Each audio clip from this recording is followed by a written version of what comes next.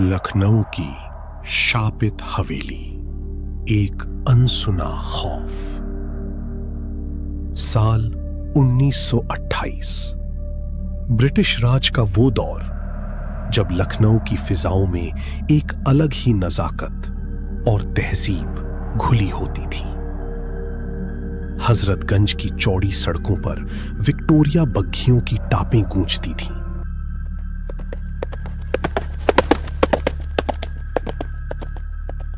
और शाम होते ही अवध की शाम एक सुनहरे कोहरे में लिपट जाती थी। लेकिन इसी शहर के एक कोने में रोशनी और चहल पहल से दूर एक इमारत खड़ी थी, जो शहर के शोर को चीरकर एक अजीब सी खामोशी ओढ़े हुई थी। वो हवेली सिर्फ ईंट और गारी से बनी इमारत नहीं थी। उसकी नक्काशीदार जालियां, ऊंची मेहराब और संगमरमर की ठंडी फर्श किसी कारीगर का हुनर नहीं, बल्कि किसी गहरे राज की गवाह थी। हजरतगंज के पास स्थित ये विशाल संपत्ति, जिसे लोग अब दबी जबान में शापित कहने लगी थी, अपनी खूबसूरती के पीछे एक ऐसा अंधेरा छिपाई बैठी थी जिसकी गहराई को नापने की गलती जिसने भी की, वो कभी लौटकर वापस नहीं आया। ये कहानी है गणेश प्रसाद शर्मा की, एक ऐसा इंसान जिसने अपनी तकदीर बदलने के लिए एक सौदा किया, लेकिन उसे अंदाजा नहीं था कि उसने अपनी दौलत के बदले क्या दांव पर लगा दिया है। कानपुर के सफल कपड़ा व्यापारी 45 वर्षीय गणेश प्रसाद शर्मा के लिए ये उनके जीवन का सबसे बड़ा दिन था। वे हमेशा से लखनऊ में बसना चाहते थे, नवाबों के शहर में अपनी एक अलग पहचान बनाना चाहते थे, और आज उनका वो सपना पूरा हो रहा था। नवाब मोहम्मद इकबाल खान, जो उस हवेली के मालिक थे, बहुत जल्दबाजी में लग रहे थे। रजिस्ट्रार के दफ्तर में बैठे गणेश प्रसाद ने गौर किया कि नवाब साहब के हाथों में एक अजीब सी कपकपी थी। वो बार बार अपनी जेब से रुमाल निकालकर माथे का पसीना पोंछ रहे थे, जबकि बाहर मौसम सुहावना था। शर्मा जी, नवाब इकबाल ने अपनी भारी लेकिन कांपती हुई आवाज में कहा, तैयार हैं? बस आपके हस्ताक्षर की देर है, हवेली आपकी हुई। गणेश प्रसाद ने एक नजर हवेली की कीमत पर डाली। ये कौड़ियों के भाव थी। इतनी विशाल संपत्ति जिसका बाजार मूल्य लाखों में होना चाहिए था, उन्हें इतनी कम कीमत पर मिल रही थी कि कोई भी समझदार व्यक्ति शक करता। लेकिन गणेश प्रसाद की आंखों पर मुनाफे का पर्दा पड़ा था। उन्होंने मन ही मन सोचा, शायद नवाब साहब किसी भारी कर्ज में हैं, या उन्हें कलकत्ता भागने की जल्दी है। नवाब साहब, गणेश प्रसाद ने कलम उठाते हुए पूछा, बुरा ना माने तो एक बात पूछूं? इतनी नायाब चीज इतनी जल्दी और इतनी कम कीमत पर लोग बातें बना रहे हैं। नवाब इकबाल की आंखें एक पल के लिए ठिठक गईं। उनकी पुतलियां फैल गई थीं, जैसे उन्होंने अभी अभी कोई भयानक सपना देखा हो। उन्होंने मेज पर रखा पानी का गिलास एक ही सांस में खाली किया और बोले, शर्मा जी, व्यापार के सिलसिले में मुझे फौरन कलकत्ता निकलना है। मेरे पास वक्त की कमी है और मैं चाहता हूं कि ये घर किसी अच्छे परिवार के पास जाए। झूठ, वो सफेद झूठ बोल रहे थे। उनकी आंखों में व्यापार की चिंता नहीं, बल्कि खौफ था।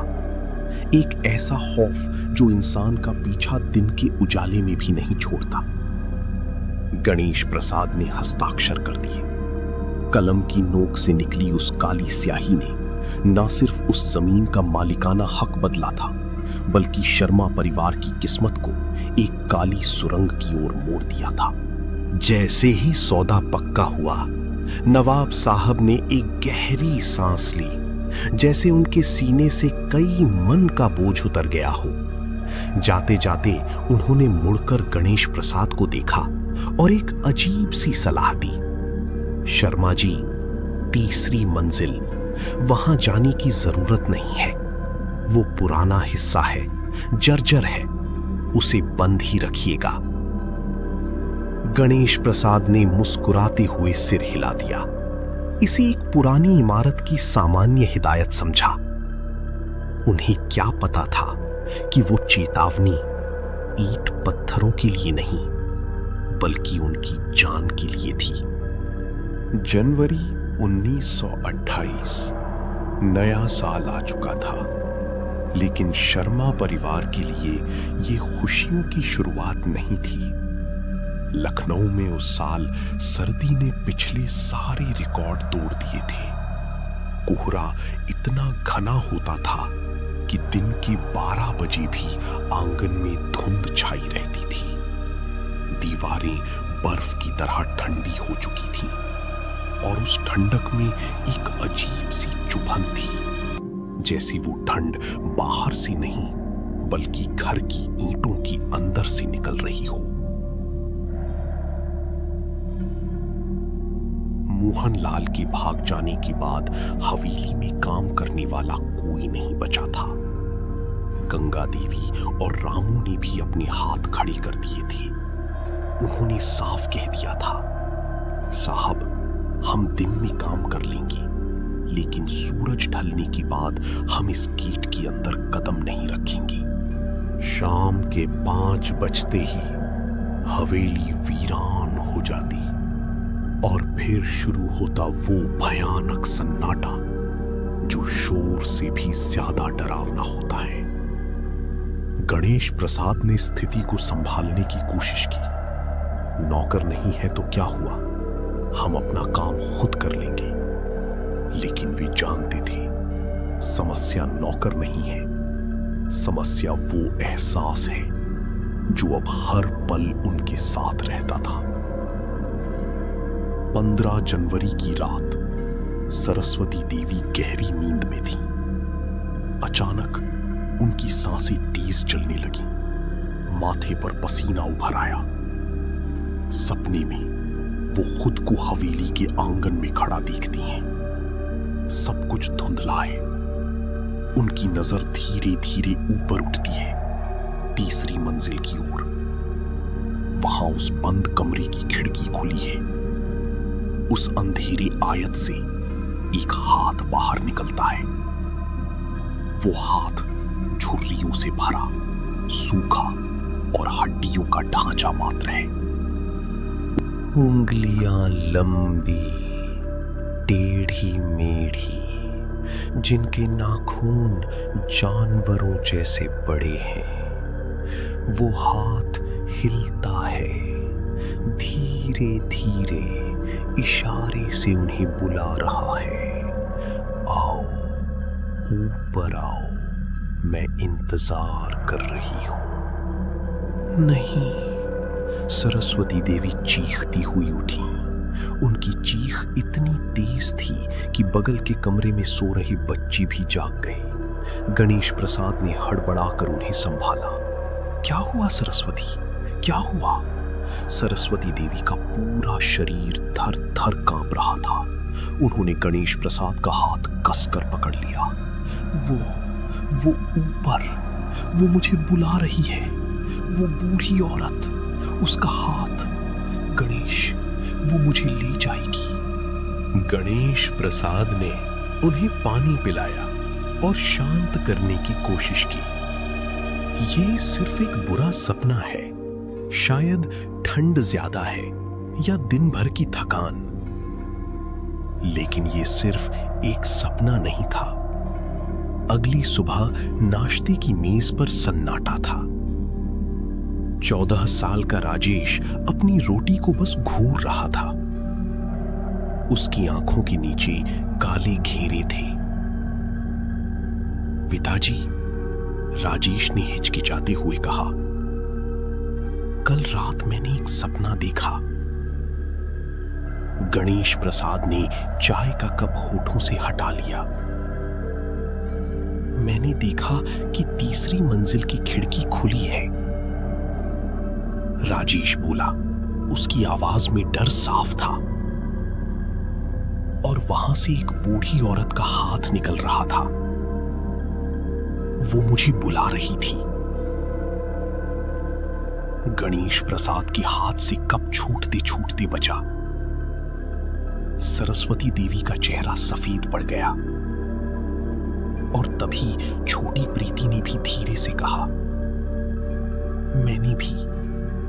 मैंने भी वही देखा बाबा। 3 लोग, एक ही रात, एक ही सपना। गणेश प्रसाद, जो अब तक तर्क की ढाल के पीछे छिपे हुए थे, अब निहत्थे महसूस कर रहे थे। ये संयोग नहीं हो सकता था। ये एक सामूहिक सम्मोहन था, या फिर कोई उन्हें मानसिक रूप से शिकार बना रहा था। गणेश प्रसाद ने तय कर लिया, डर का सामना करने का अब एक ही तरीका था, उस डर की जड़ तक जाना। मैं आज ही उस कमरे को खोलूंगा, गणेश प्रसाद ने दृढ़ता से कहा। मैं देखना चाहता हूं कि आखिर उस बंद दरवाजे के पीछे है क्या जो मेरे परिवार को डरा रहा है। शायद कोई पुराना कबाड़ है, शायद कोई जानवर घुस गया है। जो भी है, आज उसका फैसला हो जाएगा। सरस्वती देवी ने रोकने की कोशिश की। नहीं, नवाब साहब ने मना किया था, उसे मत खोलिए। नवाब साहब खुद डरपोक थे। गणेश प्रसाद ने अपनी घबराहट को गुस्से के पीछे छिपाते हुए कहा। उन्होंने शहर से एक लोहार बुलवाया जिसका नाम शंकर था। एक तगड़ा आदमी जो लोहे को मोम की तरह पिघलाने का दम रखता था। दोपहर के 2 बजे, जब सूरज की रोशनी सबसे तेज होती है, हालांकि उस दिन कोहरा छाया हुआ था, गणेश प्रसाद और शंकर तीसरी मंजिल की सीढ़ियां चढ़े। जैसे जैसे वे ऊपर बढ़ रहे थे, हवा बदल रही थी। पहली मंजिल पर सामान्य ठंड, दूसरी मंजिल पर हवा भारी, लेकिन तीसरी मंजिल की सीढ़ियों पर कदम रखते ही शंकर रुक गया। मालिक, शंकर ने कहा, ये कैसी बदबू है? गणेश प्रसाद ने भी महसूस किया। ये किसी मरे हुए जानवर की गंध नहीं थी। ये एक तीखी, मीठी और सड़ांध भरी गंध थी, जैसे बासी फूल और सड़े हुए मांस को एक साथ रख दिया गया हो। ये गंध दरवाजे की दरारों से रिस रही थी। बस सीलन की गंध है, गणेश प्रसाद ने झूठ बोला खुद को तसल्ली देने के लिए। तुम ताला तोड़ो। उस रात वे सो नहीं पाए। उनकी आंखों के सामने वो कमरा, वो हिलता हुआ पर्दा और वो डायरी घूम रही थी। लेकिन संदूक में सिर्फ डायरी नहीं थी। अपनी घबराहट के बावजूद वे अपने साथ संदूक से निकली एक और पोटली नीचे ले आए थे। रात के सन्नाटे में अपने स्टडी रूम में टेबल लैंप की मध्यम रोशनी में उन्होंने उस दूसरी पोटली को खोला। उसमें कुछ पुराने पत्र थे। कागज पीला पड़ चुका था और स्याही जगह जगह फैली हुई थी। ये पत्र नवाब अहमद अली खान द्वारा लिखे गए थे और किसी मौलवी को संबोधित थे। गणेश प्रसाद ने पहला पत्र पढ़ना शुरू किया। मौलवी साहब, मेरा सब्र अब टूट रहा है। जहां आरा को शक हो गया है, मुझे उसे हमेशा के लिए खामोश करना होगा। लेकिन मैं उसे मारना नहीं चाहता।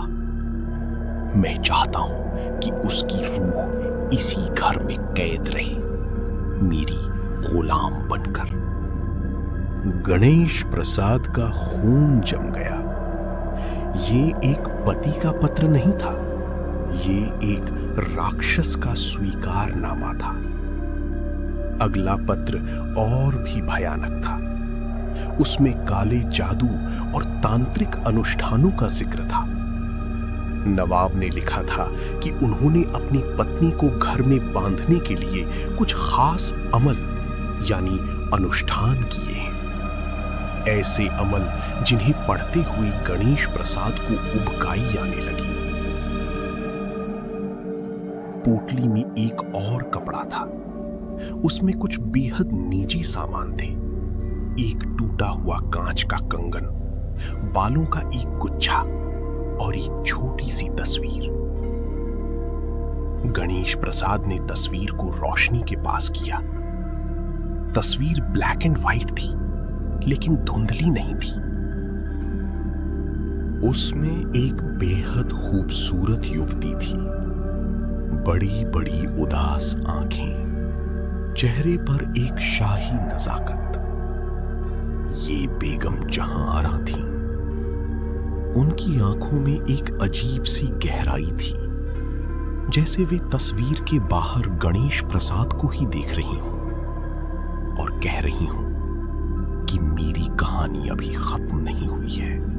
उस रात गणेश प्रसाद को समझ आ गया कि वे जिस घर में रह रहे हैं वो ईंट पत्थर का नहीं, बल्कि पापों की कब्र पर बना है। अगली सुबह गणेश प्रसाद ने तय किया कि वे अब चुप नहीं बैठेंगे। वे सीधे लखनऊ के म्यूनिसिपल रिकॉर्ड ऑफिस और पुरानी पुस्तकालय पहुंचे। धूल भरी फाइलों में उन्हें 1914 का एक अखबार मिला, द पायोनियर। एक छोटी सी कोने में खबर छपी थी, नवाब अहमद अली खान लापता। पुलिस को हवेली में संदिग्ध सुराग मिले। खबर अधूरी थी। गणेश प्रसाद का माथा ठनका। उन्होंने एक पुराने रिटायर पुलिस अधिकारी इंस्पेक्टर रघुनाथ सिंह का पता लगाया। चार बाग के पास उनकी पुरानी कोठी पर जब गणेश प्रसाद पहुंचे तो नवाब अहमद अली खान का नाम सुनते ही इंस्पेक्टर के हाथ से चाय की प्याली छलक गई। साहब, रघुनाथ सिंह ने भारी आवाज में कहा, मैं जानता था कि एक दिन कोई ना कोई मेरे पास जरूर आएगा। उस घर का श्राप कभी खत्म नहीं हो सकता। वहां क्या हुआ था इंस्पेक्टर साहब? इंस्पेक्टर थोड़ा आगे झुके और धीमी आवाज में बोले, जब नवाब लापता हुए तो हमने हवेली की तलाशी ली।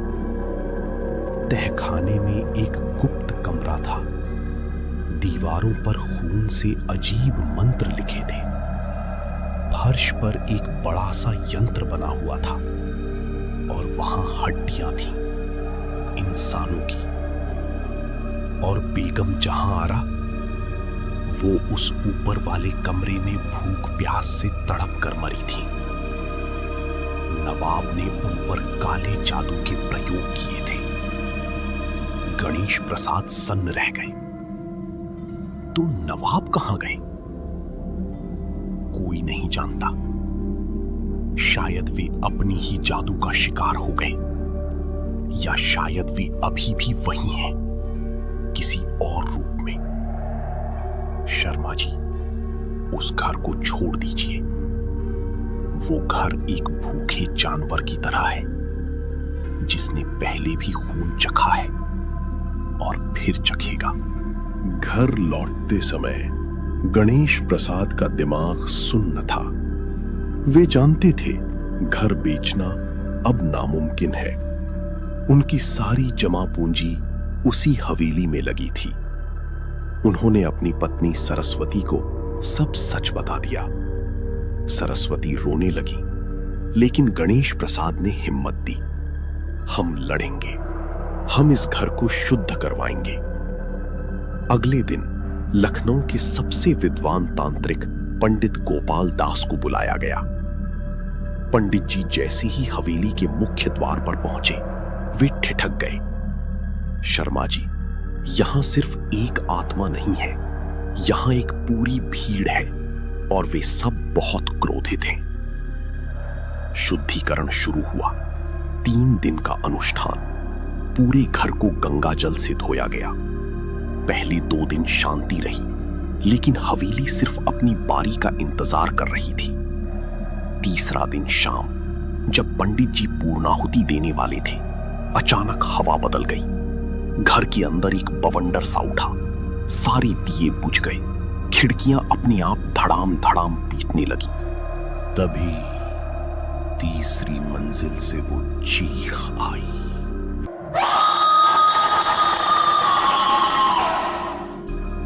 अमानवीय और गुस्से से भरी। दीवारों पर अदृश्य हाथों ने दस्तक देनी शुरू की और सबसे भयानक दृश्य तब दिखा जब तीसरी मंजिल की वो खिड़की, जिसे नवाब ने सील किया था, अपने आप एक झटके में पूरी खुल गई। पंडित गोपाल दास का चेहरा पीला पड़ चुका था। उन्होंने हांफते हुए कहा, माफ कीजिए यजमान, मेरी विद्या यहां काम नहीं करेगी। यहां जो शक्ति है वो बहुत पुरानी और पापी है। भाग सको तो भाग लो। पंडित जी अपना सामान छोड़कर भाग गए। अब शिकार का समय था। फरवरी का महीना बीतने को था, लेकिन हवेली के अंदर की सर्दी कम नहीं हुई थी। सरस्वती देवी पूरी तरह टूट चुकी थी। वे अक्सर शून्य में घूरती और बड़बड़ाती। वो मुझे देख रही है। 14 साल के राजेश ने एक रात अपनी खिड़की के पास एक साया देखा। रसोइया गंगा देवी भी जाओ यहां से की फुसफुसाहट सुनकर भाग गई। अब हवेली में सिर्फ 5 जान थी और उनके साथ था वो छठा सदस्य जो रात होते ही जाग जाता था। मार्च की शुरुआत में गणेश प्रसाद ने एक खतरनाक फैसला लिया, अभिशाप की जड़ तक जाने का। एक रात उन्होंने लालटेन और हथौड़ा उठाया और तहखाने की ओर चल दिए। तहखाने के सबसे पिछले कोने में उन्हें एक दीवार मिली जो बाकी दीवारों से अलग थी। गणेश प्रसाद ने उसे तोड़ना शुरू किया। ईंटें हटते ही सामने एक छोटा लोहे का दरवाजा दिखा, जिस पर लाल रंग के तांत्रिक निशान थे। दरवाजा खोलते ही जो सड़ांध बाहर निकली, उसने गणेश प्रसाद को हिलाकर रख दिया। अंदर का नजारा भयानक था। दीवारों पर विकृत संस्कृत में पैशाचिक मंत्र लिखे थे। फर्श के बीचों बीच धातु का एक विशाल यंत्र जड़ा था और उसके केंद्र में एक गड्ढे के अंदर सैकड़ों खोपड़ियां और हड्डियां थीं। ये एक कसाई खाना था जहां नवाब मासूमों की बलि देता था। गणेश प्रसाद पागलों की तरह ऊपर भागे। उठो सरस्वती, हमें अभी जाना होगा।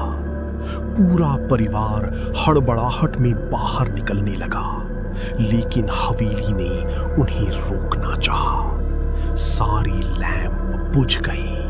मुख्य दरवाजा जाम हो गया। तभी सीढ़ियों से धप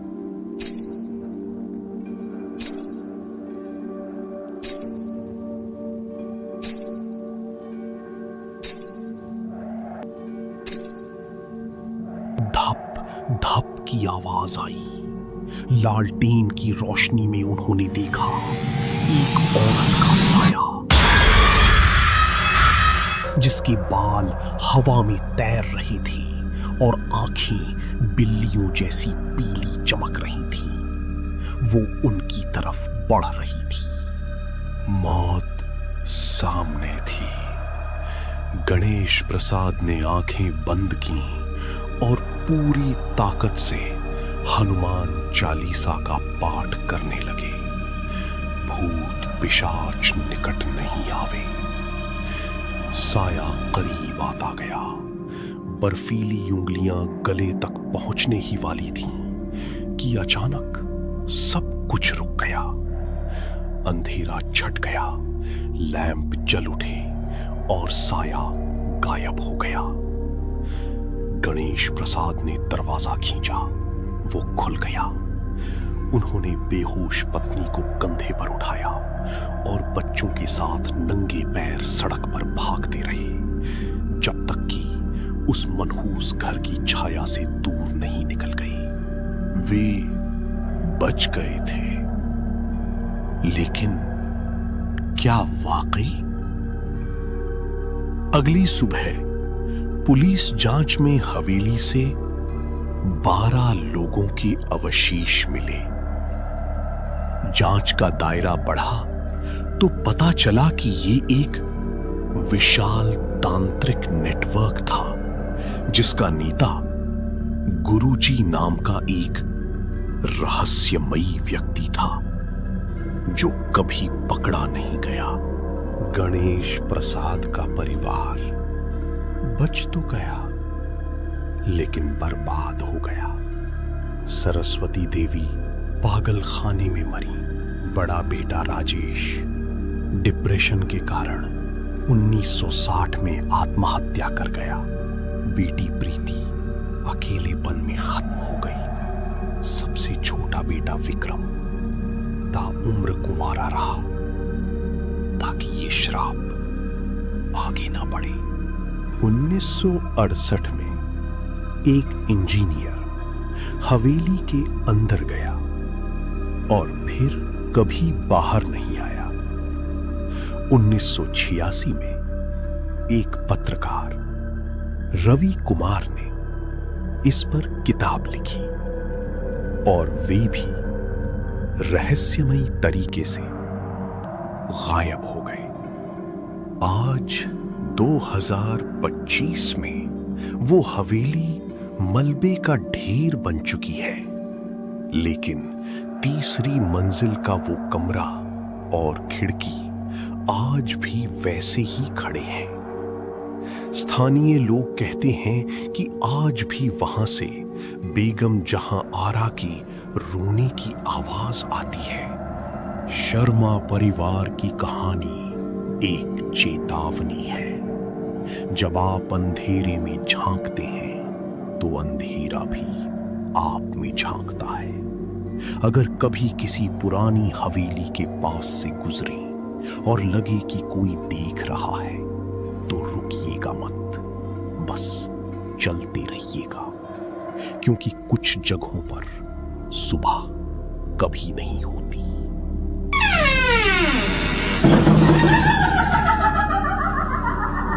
तो दोस्तों, अगर लखनऊ की इस अंधेरी दास्तान ने आपकी रूह को कंपा दिया है तो इस वीडियो को लाइक जरूर करें और ऐसी ही अनसुनी कहानियों के लिए चैनल को सब्सक्राइब करना ना भूलें। लेकिन याद रहे, रोशनी जलाकर रखिएगा और अपने दरवाजे कसकर बंद कर लीजिए, क्योंकि अगर आपने इस कहानी को यहीं अनदेखा कर दिया तो क्या पता अगला घर आपका ही हो। शुभ रात्रि, सावधान रहें।